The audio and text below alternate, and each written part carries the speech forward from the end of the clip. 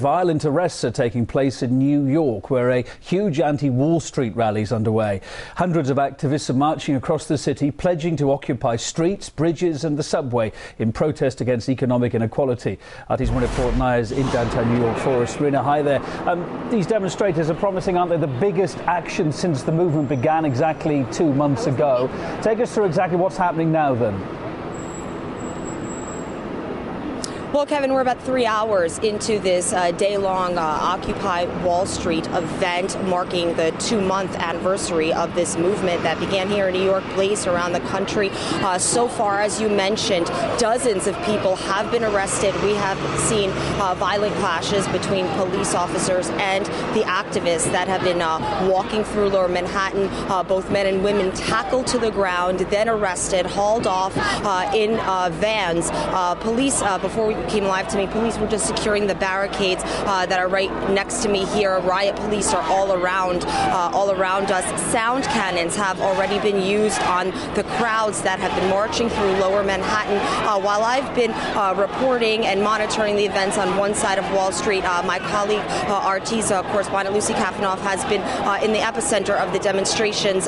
She was at the heart of it. She just came up to me about a minute before we went live. I want to bring her in on this because I want to ask her what she's seen so far. Lucy, I know that you were monitoring it. You were actually filming what was taking place, and police were arresting people violently in some cases, and you got hit with a baton. What happened? Right. Basically, I was trying to video. There's a bunch of police officers who took a large barricade and were pushing protesters into the ground. People looked like they were getting injured, and I was trying to film this. As I approached the crowd, a police officer yelled at me to get away, and before I had a chance to react, he swung his baton and hit me here in the shoulder. I mean, it wasn't that intense, but it was just a shock, especially because, as you can see, I have my press pass clearly marked in front of me. There's another photographer that was also shoved, and we just witnessed the arrest of an Indy Bay media reporter. She was slammed against the wall and taken away in handcuffs, and we have video of that.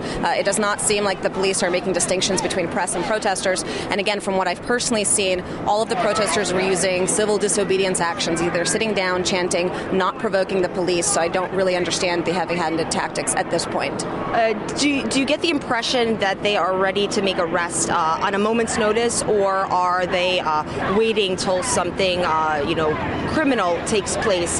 Because it seems as though as soon as one of the activists step foot on the street, they're ready to arrest them. Which is ironic because, sure, but who knew that stepping off of the curb is a crime worthy of getting slammed down to the ground and handcuffed and having your neck stepped on, which is something that we've actually seen and filmed. I mean, they're not pulling people randomly off the street, but they're definitely, it seems like they're making the rules as they go along, and it's really difficult to stay on the good side of the law. Even as a reporter, when you're asking whether you can stand and film, it doesn't seem like they're making a distinction. If you're in the way, you're in the way, and you risk arrest. Right, and I mean, I'm guessing there has to be, 5,000 police officers down here at the very least, maybe more helicopters flying over our heads? I mean, it feels like a militarized police zone. It doesn't really feel like downtown New York. All of these streets are closed off. There's all these armed police officers and so many protesters, too. I just don't know how the rest of the day is going to play out, especially since we know there's going to be so many more people joining up with the protests later on this evening when the unions and other organizers come out. It could get really ugly. That's right. And Kevin, of course, we are going to be following and monitoring this story throughout the day.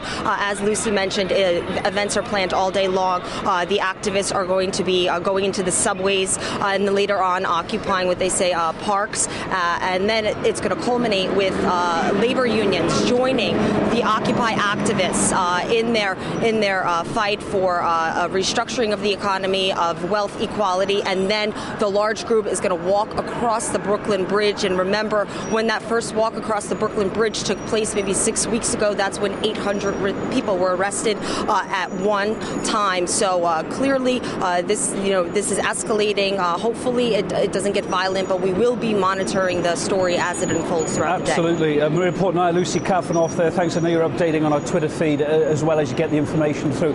Thanks so much.